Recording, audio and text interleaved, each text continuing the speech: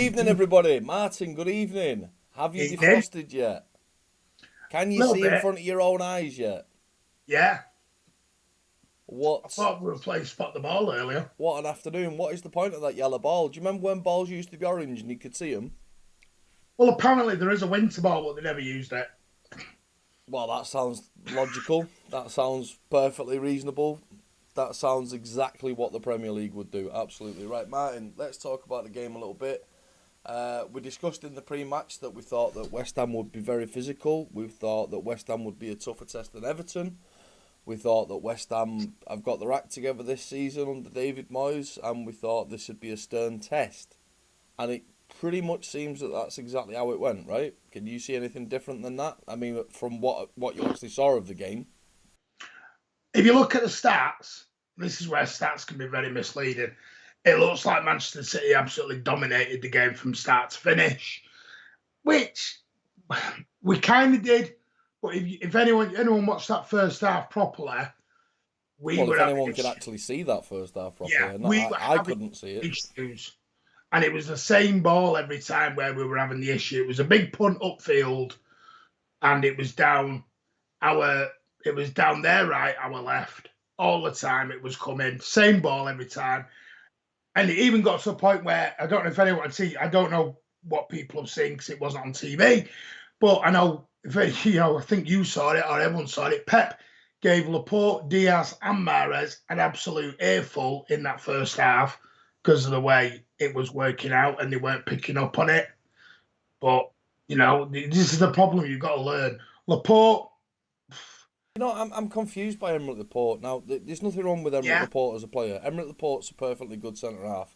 He would be the first choice centre half in that he Liverpool has team. brain farts. But he does have brain farts, and I'm confused. What's the story with John Stones? Because John Stones and Ruben Diaz, I'm not just saying this because I'm a fan of John Stones, but they are our best centre half partnership. Is it because he played in midweek and he wants a rest? Has he got a slight knock? Is he slightly injured? Why isn't John Stones just like the default centre half with Ruben Diaz? Why does it look? And again, look, there's not actually much wrong with Emerick Laporte. He's good, but I just think Stones and Diaz are just so much more secure. Definitely. Laporte was panicking today. He gave away a stupid free kick a yard out. I think it was, half a yard inside. It would have been a penalty. It was stupid of him. He got booked. He's now out of the Villa game on Wednesday night because of that yellow card. So we are going to go back to John Stones and Ruben Diaz. But part of me does think, because of all the fuss, all the rumours and all the media speculation, and Pep saying Laporte wasn't happy, is this, I've got to play Laporte because he's going to rock the boat? Yeah, it sort of is like that, isn't it, a little bit? But I mean, as good as a player is, why should they dictate terms? You would assume automatically that Pep's Yeah. bigger than that, stronger than that, whatever. Anyway, let's get over that fact, right? The ball moved very, very slowly in the first half. That's mostly to do with the conditions, the playing conditions. Yeah. If anyone knows, if anyone's ever played Saturday League or Sunday League or semi-pro or whatever, once the ball gets, because let's not forget, when the snow comes down like that, it's not just snow. It turns into water and mulch and stuff like that, and it makes the grass a lot heavier and it makes the ball heavier. Even though modern balls are more resilient to the weather, a harder ball moves slower on the pitch and stuff like that. And the ball did feel very heavy. The players, Yeah. while the players didn't necessarily look leggy, the conditions made them leggy. I think West Ham were better suited to those conditions because, as we have said before, they are stronger physically. Not City aren't weaklings, but West Ham are just a stronger physical presence on the pitch, bigger players. All round, it was a good display from both teams, relatively given the conditions. It was generally what I would call, it's like it surprised me because everyone went, West Ham are going to play five at the back. And they went out playing like a 4-4-1-1, if you actually look at it, how they set up. And they did, for the first half, they impressed me. Second half, it was all us. I didn't, it got nervy at the very, very end, which we know about. The thing is, if you look at it overall, the conditions suited West Ham, like you said, more than us. We couldn't get that ball moving. The ball started sticking to a point where I was even contemplating, is this, if West Ham equalise here, is this game getting called? Because it was getting that bad. But credit to the groundsman. I think you said it at half time, didn't they? The half time got delayed by 5 minutes, so the groundman could clear the pitch. And then after that, I thought the second half changed. It slowed down completely the Well, game. it sort of coincided with the weather. The weather eased Yeah. up. The weather eased up. The temperature didn't really change because I was freezing my knackers off, and I don't know about you, but it eased up. The conditions eased up a little bit. The ground staff did the excellent work, got the pitch cleared, and our stars started to shine a little bit more brightly. I thought Gundogan was excellent. He was very strong, very resilient outside of their area. Good goal. Ultimately, he was rewarded man of the match. But every time I look at a man of the match, Martin, I can't look past Bernardo Silva because he's just Bernardo Silva. We can wax lyrical about him for days and days. But he was quiet in an attacking sense. But Martin, he was still putting in the hard yards. He really was. And listen, right, we're British. The weather at the minute, that's our summertime. Bernardo Silva's from Portugal, mate. Gabriel Jesus, bloody hell, poor lad. He's never experienced rain, let alone snow. Could say struggled. But no, listen, Bernardo Silva still resilient, still strong as ever. Ilkay Gundogan a little bit more accustomed to the conditions because Germany's relatively similar in the wintertime to the UK. Raheem Sterling, he's dipped again. I thought it was a great first half. Sterling had a decent first half, but his second half was just very meh. Yeah. Every time, because I said to me, lad, I'm going, run at him, Raheem, run at him. Because he had Ben Johnson in front of him, and I thought, run at him, he can beat him here. And then when he run at him twice, it was like candy from a baby. And I thought, he stopped again.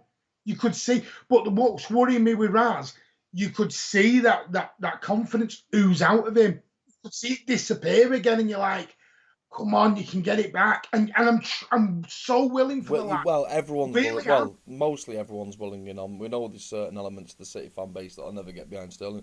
What about the other winger today? Now, Riyad Mahrez is kind of sneaking under the radar a little bit, Martin. He's our top goal scorer.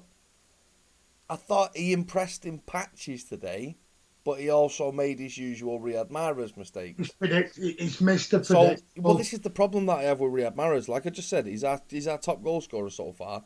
He was creating opportunities today. He was doing some very good stuff, but then he just lets himself down with his Riyad good assist for the goal. Yeah. The first goal, good assist. But I will say, Cancelo today, I have knocked him, but defensively, I thought it was a lot better today. I was going to say something contrary to that, right? I think that João Cancelo today was a lot better than he usually is defensively, but I think he was actually pretty ineffectual going forward.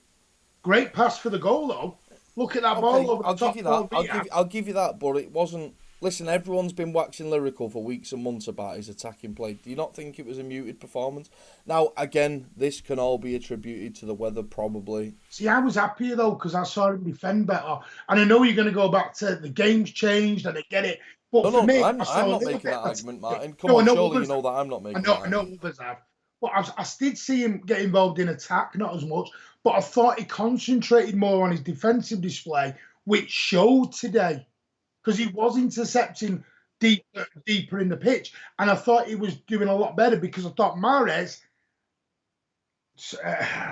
was all over the shop. I'm telling you, when you rewatch this match later, maybe or you watch the highlights. No, you're not wrong. You're not wrong, Martin. But I'm telling you, when you watch the highlights later, or when you rewatch the extended highlights or whatever. To you, though. Well, hold on. You will notice that Mahrez was doing some special stuff, but he was following it up with massive brain farts. Go on, who's your man of the match then? My man of the match is Rodra.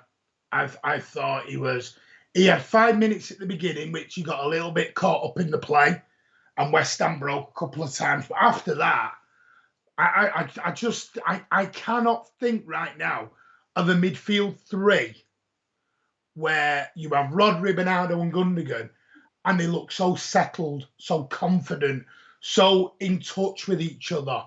Do you know where each one's going to be? I get it. And on the whole, Martin, an excellent display from. But I'm still picking Bernardo out because it's just, I don't know, maybe I've got blue tinted glasses for Bernardo. I just love the guy. His work rate is excellent. Now, when this goes down in the history books today, Martin, it's a 2-1 home win for Manchester City. We're on 29 points. Chelsea, as we're recording this and we're not watching it, are currently playing against Manchester United. They could extend their lead again at the top. Liverpool are on 28 points. I'm pretty happy and content where City are. This was a game we absolutely needed to win, obviously. We've opened that gap now. Yeah, we've opened the gap. We both signalled this game, though, it was going to be a stern test at home. We've passed that test. Substitutions, obviously Fernandinho came on towards the end to shore it up, and he scored a good goal. Now I think if this game had a different first half, there would have been more substitutions. But I think Pep was edging his bets and a little bit worried that West Ham were getting, in that last 5 minutes, West Ham were getting back into it a little bit. So I think that we didn't see a Cole Palmer or we didn't see a McAtee or whatever. It wasn't a game for them today. No, I agree. I agree with you completely. It wasn't a game for them today. But and the thing is, the only thing that did surprise with the substitutes, it took us to the 80th minute, 79th minute to get Fernandinho on. And I thought in them conditions, with the amount of legs and tiredness, and because one or two of them were running around near the end like they had lead weights in the boots. They're just gone. And I was a bit surprised. Now I get it. We've got Villa on Wednesday. We're playing every 3 days now for the next month. So I think Pep's going to use his squad. No Phil Foden because he's probably thinking need him at 100%. No Jack again, need him 100%. So maybe that's what the deal was with Stones. So maybe he's trying to manage his squad. Yeah, well, whether that was the plan for Stones or not, it's enforced now, as we know, right? Yeah, so overall, pretty happy. Passed the test in very tough conditions. Tearing Cockneys apart again, and we'll see you in the next one. Thanks all for joining us. See you in the next one. And if you're going to do it anyway, do it the Mancunian way, the only way we know.